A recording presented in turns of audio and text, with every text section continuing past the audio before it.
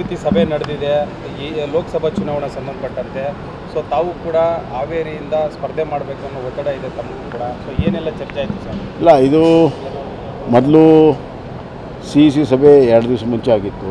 ಅಲ್ಲೆಲ್ಲ ಚರ್ಚೆ ಆಗಿ ಶಾರ್ಟ್ ಲಿಸ್ಟ್ ಆಗಿತ್ತು. ಶಾರ್ಟ್ ಲಿಸ್ಟ್ ಆದ ಹೆಸರನ್ನು ಕೂಡ ಮತ್ತೆ ಪರಾಮರ್ಶೆ ಮಾಡಿ ಸನ್ಮಾನ್ಯ ನಮ್ಮ ನೆಚ್ಚಿನ ಪ್ರಧಾನಮಂತ್ರಿ ನರೇಂದ್ರ ಮೋದಿಜಿಯವರ ನೇತೃತ್ವದಲ್ಲಿ, ನಡ್ಡಾಜಿಯವರ ನೇತೃತ್ವದಲ್ಲಿ ಸಭೆಯಾಗಿದೆ. ಸುದೀರ್ಘವಾಗಿ ಎಲ್ಲ ಕ್ಷೇತ್ರದ ಚರ್ಚೆ ಆಗಿದೆ. ಬಹುತೇಕವಾಗಿ ನಾಳೆ ನಾಡಿದ್ದರಲ್ಲಿ ಬಹುತೇಕ ಕ್ಷೇತ್ರಗಳ ಕ್ಯಾಂಡಿಡೇಟ್ಸ್ ಫಿಕ್ಸ್ ಆಗ್ತಾರೆ. ಒಂದು 4-5 ಕ್ಷೇತ್ರ ಬಿಟ್ಟರೆ ಮಿಕ್ಕಿದ್ದೆಲ್ಲ ಕ್ಷೇತ್ರಕ್ಕೂ ಕೂಡ ಕ್ಯಾಂಡಿಡೇಟ್ಗಳು ಅನೌನ್ಸ್ ಆಗೋ ಸಾಧ್ಯತೆ ಇದೆ. ಈಗ ಸರ್ ಮೈತ್ರಿಗೆ ಎಷ್ಟು ಸೀಟುಗಳು ಬಿಟ್ಕೊಡೋ ಚಾನ್ಸಸ್ ಇದೆ? ಅದೆಲ್ಲ ಅವ್ರಿಗೆ ಬಿಟ್ಟಿದ್ದೇವೆ, ಅದು ಚರ್ಚೆಗೆ ಬರಲಿಲ್ಲ. ಮೈತ್ರಿ ನಮಗೆ ಬಿಡಿ, ನಾವು ಮಾತಾಡ್ತೀವಿ ಅಂತ ಹೇಳ್ತಾರೆ. ನಾವು ಕೂಡ ಮೈತ್ರಿಗೆ ಏನು ಬೇಕೋ ಅದು ನೀವು ಮಾಡಿ ಅಂತ ಹೇಳ್ತೀವಿ.